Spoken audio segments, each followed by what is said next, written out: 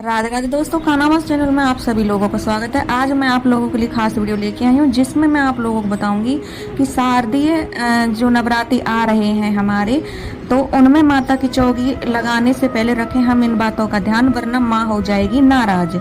हमें सारे नियमों का पालन करना है। वो पालन कैसे करना वो हम इस वीडियो में आप लोगों को बताएंगे। तो दोस्तों, जीवन सुंदर ऐसे ही नहीं बनता, इसे बनाना पड़ता है। इसे प्रार्थना, विनम्रता और त्याग, प्रेम के साथ सुंदर बनाना पड़ता है।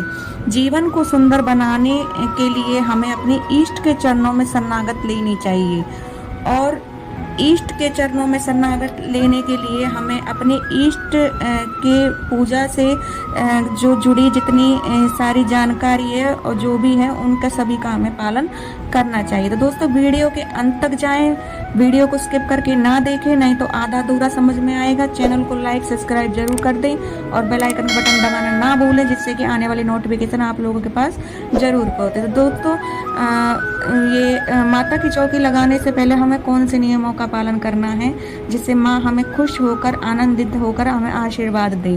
तो सबसे पहला, धार्मिक मान्यताओं के अनुसार जो भी लोग नवरात्रि के 9 दिन का व्रत रखते हैं, उन्हें पहले दिन से तामसिक भोजन का त्याग कर देना चाहिए। तामसिक भोजन जैसे प्याज, लहसुन, ये तामसिक भोजन में आता है। इसे हमें पहले ही त्याग कर देना चाहिए और हमें अपना व्रत फलाहार से ही अपना रखना चाहिए। फलाहार में हमें दिन भर फलाहार लेके हमें रात में कोई कुट्टू का आटा, सिंगाड़े का आटा, कोई भी हमें अपने रोटी चपाती बनाकर हमें अपना ये ग्रहण करना चाहिए पूरे 9 दिन तक। दूसरा दोस्तों, मान्यताओं के अनुसार नवरात्रि में देवी दुर्गा को समर्पित ऐसा ये पर्व है जो कि 9 दिन तक चलता है। इस 9 दिन के पर्व में हमें साफ सफाई का बहुत ध्यान रखना चाहिए।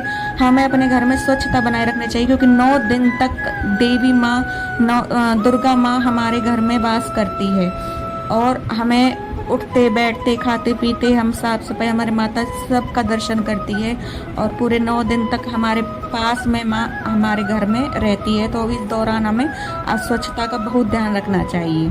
तीसरा नंबर, व्रत के दौरान हमें शांति जरूर बनाए रखें। हमें किसी से द्वेष नहीं रखना चाहिए, हमें किसी से कड़वे बोल नहीं बोलने चाहिए, हमें गुस्सा नहीं करना चाहिए।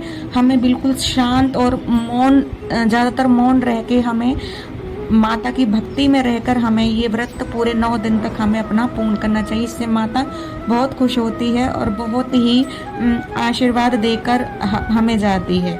तो माता दुर्गा का जो स्वरूप है वो शांति, भक्ति और सद्भावना का प्रतीक है। तो हमें इसमें शांति जरूर बनाए रखें। नंबर चौथा है, हमें पूरे 9 दिन तक, नवरात्रि तक हमें बाल, नाखून, दाढ़ी, मूछ, हमें कुछ नहीं, बाल कटिंग कुछ नहीं कराना चाहिए। 9 दिन तक हमें ऐसे ही रखना चाहिए। और 9 दिन तक जो भी लेडीज़ हैं, औरतें हैं, जो भी हैं, अपना बाल में कोई रबड़ या कुछ न डालें। माता का मतलब खुले बाल करके ही माता के उसमें रहें जो चौकी लगाएं। तो नंबर 5 है, हमें अखंड दीपक लगाना है माता के 9 दिन। माता की आराधना करनी है, माँ स्तुति का पाठ करना है, दुर्गा चालीसा पढ़नी है। हमें पूरा भक्ति में लीन रह के 9 दिन तक अखंड ज्योत जलाकर हमें पूजा भक्ति हमें करनी है और माता का गुणगान करना है। इससे माता बहुत प्रसन्न होती है। अगर अखंड दीपक आपका सिर नहीं लगे तो उसके लिए उपाय यह है कि आपको एक खाली दीपक लेना है, उसमें घी भर के रखना है, उस दीपक की ज्योति को उसमें से जला के रख देना है, और फिर आप अखंड वाली ज्योति को अच्छे से ठीक कर सकते हैं। नंबर 6 है, एक आप जो 9 दिन तक माता की चौकी लगाकर व्रत कर रहे हैं, उनको सबसे पहले मतलब सोने के लिए अपना जो स्थान है वो माता के पास ही रखना है, जमीन पर रखकर आपको जमीन पर माता के सामने ही आपको शयन करना है। दिन में सोना नहीं है, रात में जब आप सोओगे तो माता की चौकी के सामने ही शयन करोगे।